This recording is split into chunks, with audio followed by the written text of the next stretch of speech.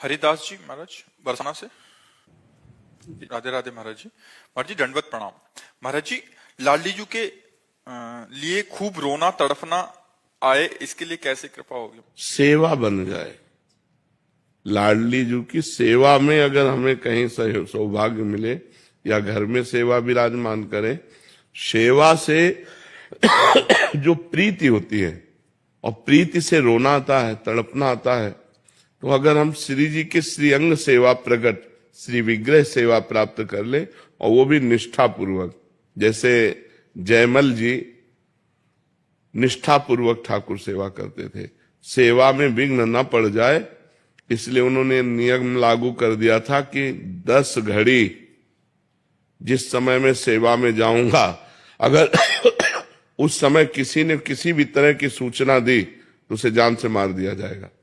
10 घड़ी, 1 घड़ी 24 मिनट, तो 10 घड़ी 4 घंटा, 4 घंटा होते हैं।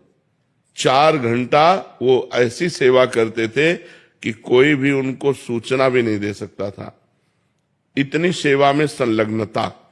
अब जहां प्रवेश हुए, ठाकुर जी का पट बंद किया और वही स्नान श्रृंगार 4 घंटे पूरी तन्मयता पूर्वक सेवा करते, साष्टांग दंडवत करते, और जब बाहर निकलते तब कोई बात कर सकता था। ये माडोर एक राजा, माडोर का राजा था, उनका भाई था, उसके मन में आया कि 4 घंटे कोई सूचना दे नहीं सकता और 4 घंटे में हम विजय प्राप्त कर लेते हैं, तो उसने आसो पास जो है जयमल जी की राजधानी को घेर लिया। अब जब ये सूचना पहुंची तो अब किसी की हिम्मत नहीं कि सेवा में वो है और जाए, क्योंकि मार डाला जाएगा।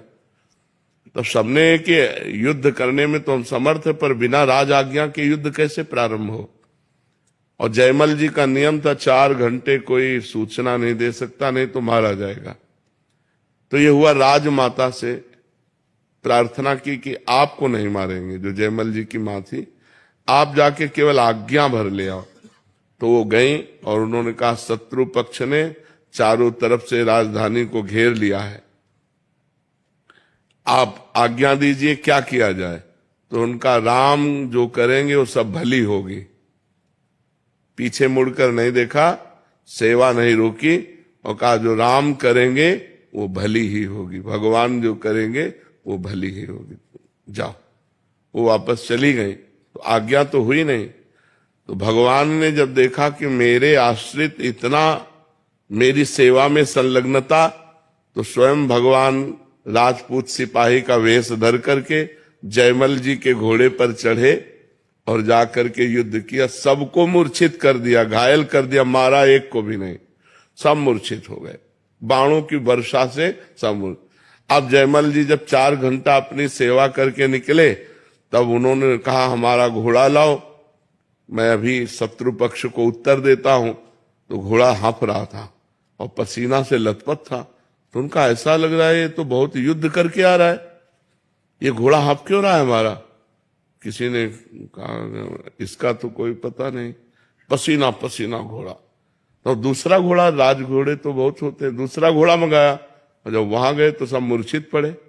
तो जो शत्रु पक्ष का राजा था उसको चेतना दिला, जो ही चेतना दिलाई, सो जयमल जी के हाथ जोड़ के कहा मुझे एक बार उस सैनिक के दर्शन करा दो, जो आपका एक सिपाही आया इतना बलवान कि सबको मूर्छित कर गया, मारा किसी को नहीं, और हमको तो बाणों से भी घायल किया और अपने नेत्रों से भी घायल किया। एक बार हमको अपने सिपाही के, श्याम सिपाही के दर्शन करा दो, वो जो श्याम रंग का था। तो जयमल जी ने कहा श्याम रंग का सिपाही, तो उनकी समझ में आया वो तो मेरे भगवान थे जिनकी मैं सेवा में था। लौट के आए, घोड़े की परिक्रमा की, आरती उतारी कि भैया मेरे को तो आज तक दर्शन नहीं हुए, लेकिन तेरे को दर्शन भी हो गए और तेरे को स्पर्श भी प्राप्त हो गया। बार बार घोड़े का आलिंगन किया, घोड़े की आरती उतारी, घोड़े की दंडवत की। तो जब हम भगवान की सेवा में इस तरह तन्मय होते हैं कि हमें कुछ भी हो जाए, हम सेवा से नहीं निकल सकते, तब हमें प्रीति हो जाती है और फिर भगवान बाहर ले लेते हैं। अभी मान लो अगर निष्ठा ना होती तो सूचना मिलते कि शत्रु पक्ष ने घेर लिया है, तो सेवा छोड़कर युद्ध के लिए तो फिर यह घटना थोड़ी घटती। इतनी सेवा में तन्मयता हो कि किसी भी तरह से हम सेवा में विक्षेप न सहे, और लाडली जी से हम तो प्रीति हो जाएगी। फिर जिससे प्रीति हो जाती है उससे प्रगट में मिलने का मन होता है कि एक बार प्रगट में मिले। फिर तड़पना, रोना, सिसकना, यही उसको जीने का रास्ता मिलता है। जो भगवत प्रेमी होता है वो तड़पना, सिसकना, रोना, या तो हम सेवा पर विशेष ध्यान दें। हमारी श्री जी राई की सेवा को मेरु के समान समझती हैं, तो फूल सेवा, श्रृंगार सेवा, पोछा सेवा, सोहनी सेवा। जैसे आप बरसाना में विराजते हैं तो लाडली जी के महल में कुछ न कुछ सेवा लिए, प्रगट में श्री जी ठाकुर जी विराज, घर पे विराज। हाँ, तो फिर उनकी सेवा करो खूब। सेवा में, सेवा से ही प्रीति होती है और प्रीति में ही तड़पना, रोना होता है। सेवा पहले श्री जी लाडली जी का अनुभव होते थे, अब कुछ दिनों से अनुभव हमारे होता है। तो देखो, खान पान तो नहीं बिगड़ गया, कोई रसिकों का अपराध मानसिक तो नहीं बन गया। नहीं तो ये तो प्रतिक्षण वर्धमानम, प्रतिक्षण वर्धमान माने बढ़ना चाहिए। एक रुक क्यों गया, घट क्यों गया? तो दो ही कारण होते हैं। एकदम रुक जाना तो किसी रसिक के प्रति हे भाव भी हो गया तो रुक जाएगा। जैसे हरिराम व्यास जी के हृदय में एक बार कबीर दास जी के प्रति भाव आया कि तो निर्गुणिया संत हैं, निर्गुण निराकार भगवान की उपासना करते हैं, ये निकुंज प्रेम रस ऐसा। तो हरिराम व्यास जी के हृदय की लीला रुक गई जो प्रभु की चलती थी।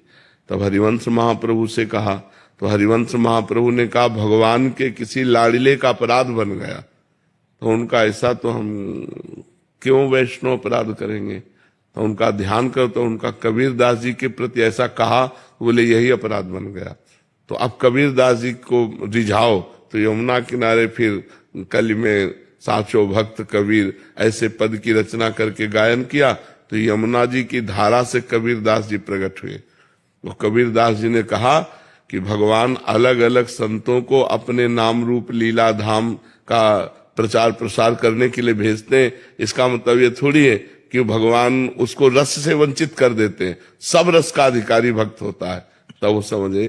तो कहीं किसी संत भक्त वैष्णव के प्रति थोड़ी हमारी मलिन बुद्धि हो जाएगी तो फिर हमारा जो है भाव रुक जाएगा, फिर हमारे चिंतन में कमी आ जाएगी।